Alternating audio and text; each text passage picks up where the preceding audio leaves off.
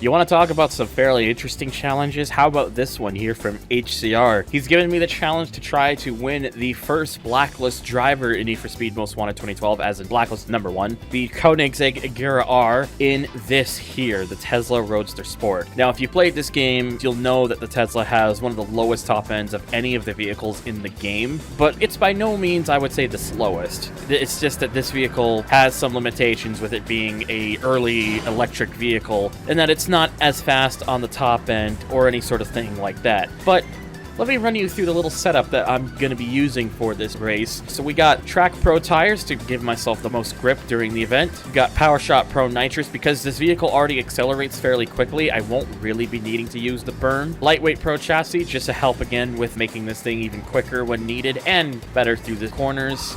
Aero Pro body because it helps. And finally, just to try and help get this thing up to a better end, we put the Long Gears Pro just so the deficit is not as severe as such. Just like all other challenges, I usually give myself 3 attempts, so let's see how we go. So yeah, this should be fairly interesting to really kind of compare the difference and to see if the game kind of adjusts for the matter. So all I've got is about 140 miles an hour, and that's with putting the longer gears on the vehicle. Keep in mind that Koenigsegg, that thing can go over 260 miles an hour. But the thing that we'll really be seeing with a run like this is just... is that. But then again, this is Most Wanted 2012, and that pretty much happens all the fucking time, whether you like it or not.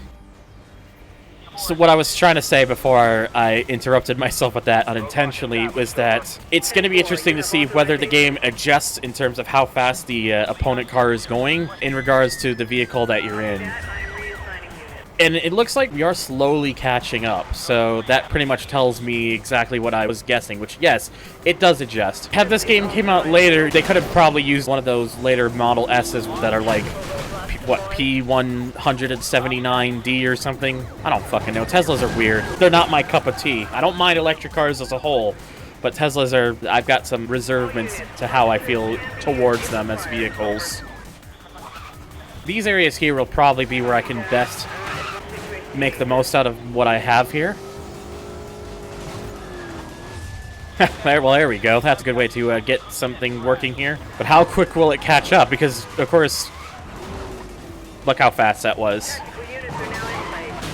That was just near instant. Alright, so I just thought I'd use the nitrous there since I had the corner. We still have some distance to cover, and even though we're on a faster section, he's not getting away. There we go. He's been taken out again. But you could just see that it won't matter if I try to take him out. It'll help with nitrous, but the amount of speed that he immediately gains from the game's catch-up, the rubber banding effect, it's so strong that there's not much I'm going to be able to do. I just missed that spike strip, too. Good job, you idiot. So I'm just going to do what I can here. I'm not going to try and worry about constantly taking it out, because it's not going to work. See, that was just a light tap. That's just kind of, you know, you can just see it down there on the map. It takes no time at all. None.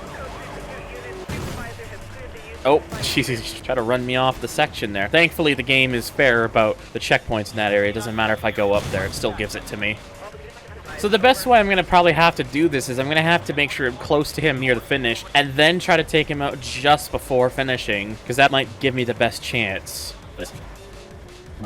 I'm hoping that the game is going to be fair to me for catching here.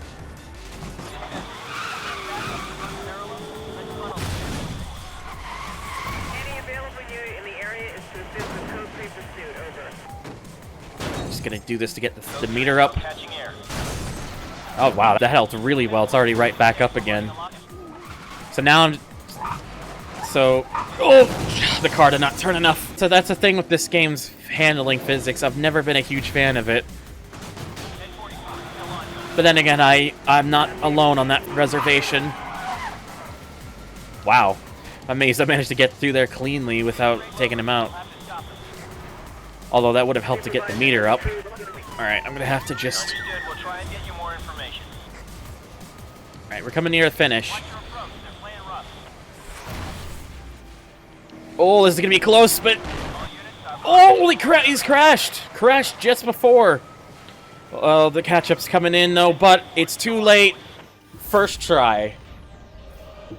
First try with the Tesla, and we have gotten this done. And it's all thanks to the game trying to adjust it so that it makes it possible to do in this vehicle. The easiest challenge in the world? Definitely not. But one that's overly difficult because of the difference in speed and power? Not really there.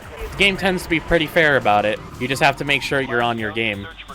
But there you go. That's another one down. All units in code 3 pursuit. Vehicle has not been located. Return to duties until further notice. But hey, if you happen to like this challenge and you like this video, make sure to give it a like, leave a comment, and subscribe to the channel because that all helps out. And make sure to hit the bell so you can be notified on when the next video comes out. But nevertheless, if you have a challenge you want to request, just leave it down below. And to everyone else, again, thank you so much for watching, and I hope to see you on the next episode.